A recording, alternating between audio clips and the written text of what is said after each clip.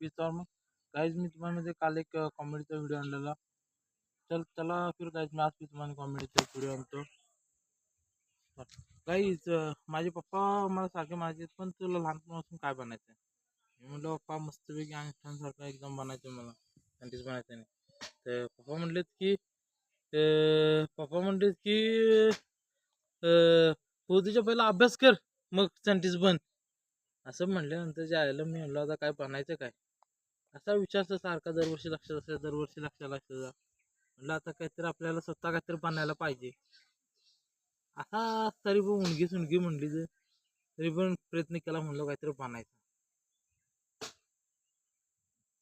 पण काय बनलोच नाही ना, हीच गोष्ट माझ्या लाईफमध्ये झाली.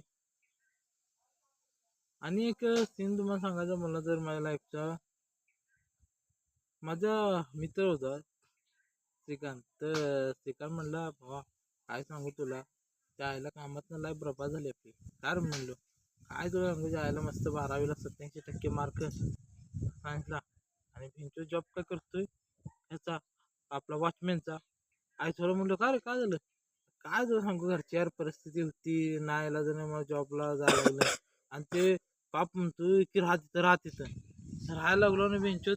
जी ती पोरगी मला बघते जमते, अरे आयला हे वॉचमॅन वेर, अरे भेंचोला 12वीला मार्क किती जाणार, वॉचमॅनची नोकरी करतोय.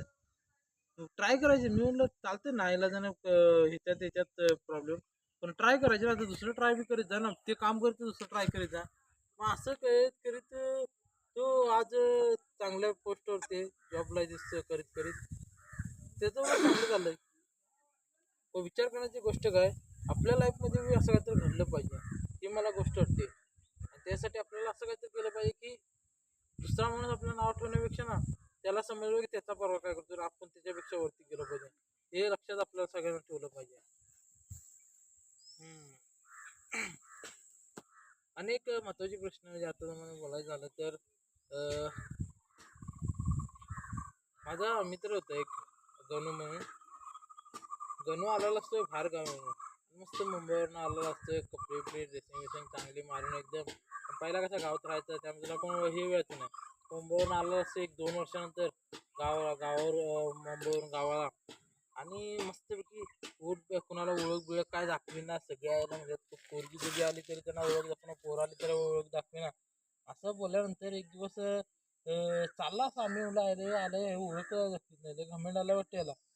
असं म्हणल्यानंतर ह्याच्या आम्ही घरी जायचा नाही, ओळख दाखवायची नाही काय नाही. असं 2 दिवस गेलं.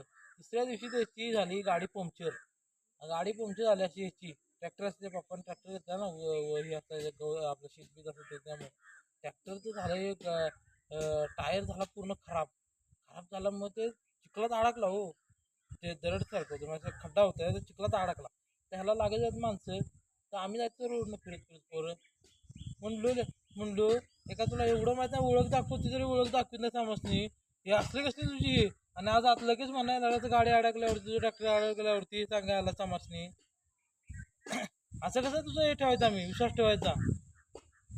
ते मग त्याला बोलल्यानंतर मग ते त्यानं जरा ऐकल्यानंतर असंच जरा चालत बोलायला लागला.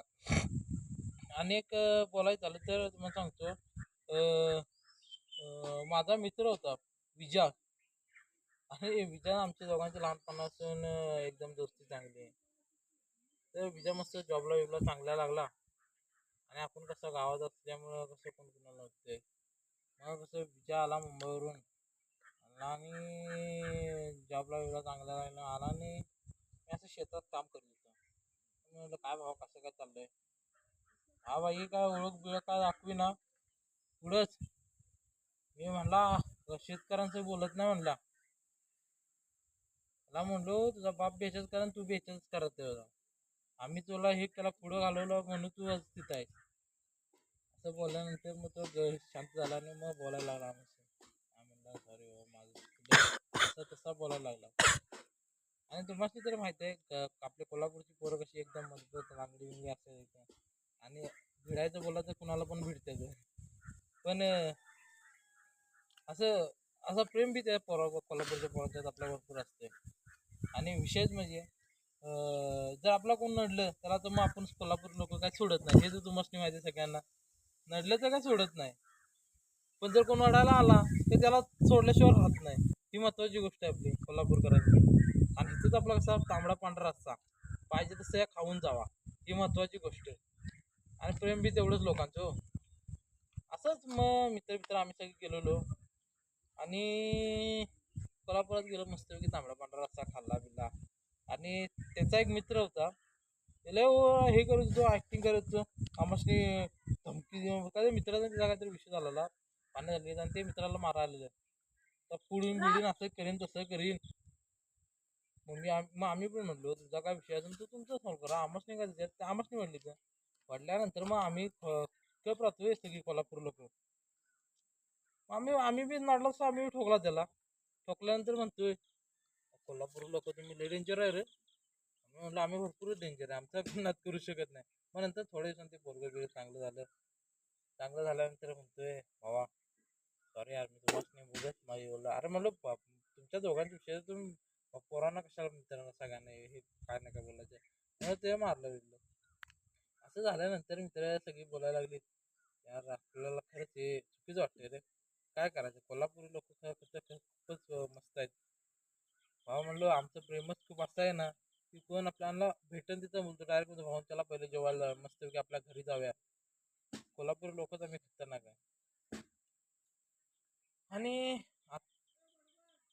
आणि एक जण असा होता की जो बोलायचं म्हणजे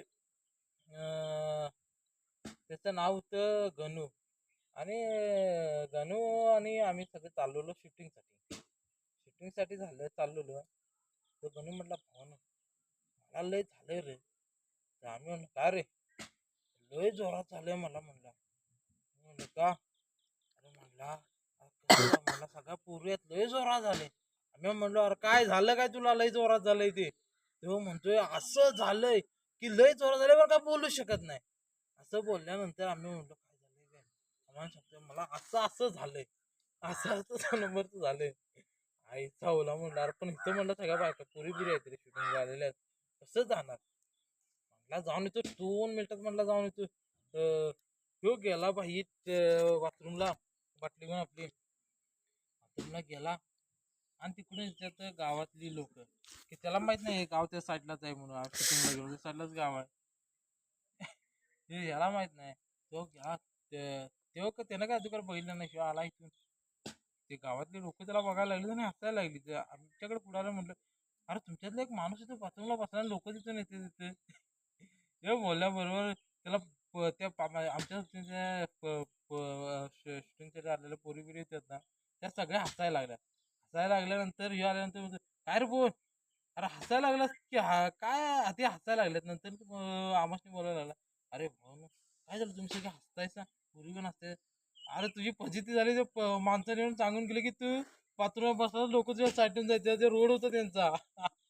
असं आल्यानंतर मनात म्हणजे एक असं असते म्हणजे तुम्हाला माहिती आहे की शूटिंगसाठी येताना शूटिंगला जाताना आपल्याला गाव बी साईड बघायला लागतं कुठं रोड आहे कुठं नाही.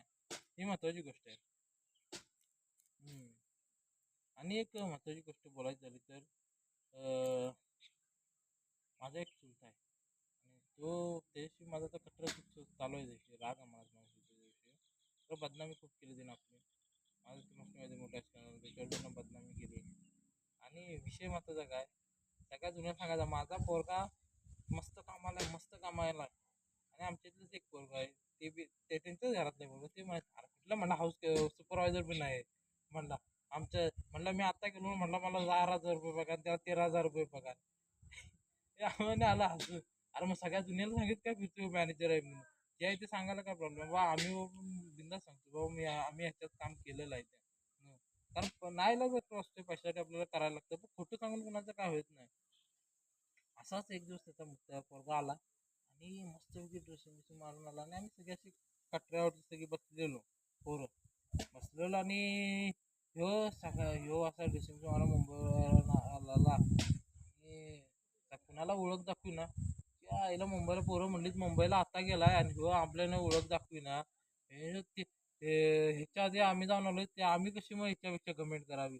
आणि तसं सगळ्यांना सांगतो मी मॅनेजर त्यातला एक लेका कुठला मॅनेजर कसला थापा लावते तुझ्यासाठी सोबतचं पोरगा सांगते मसनी ते सुपरवायझर पण नाही एवढं थापा लावणार तुला सांग हानी 2-3 म्हणला तुझ्या आई बापांना कुठं बोलू शकतो पण आम्हाला कुठं बोलू शकत नाही. असं बोलल्याबरोबर त्याचा आला पोपट जायचं थोडं असं बंद केलं आणि गप घरी गेला.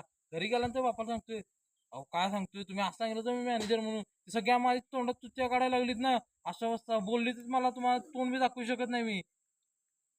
कट कर किती मिनिटाचं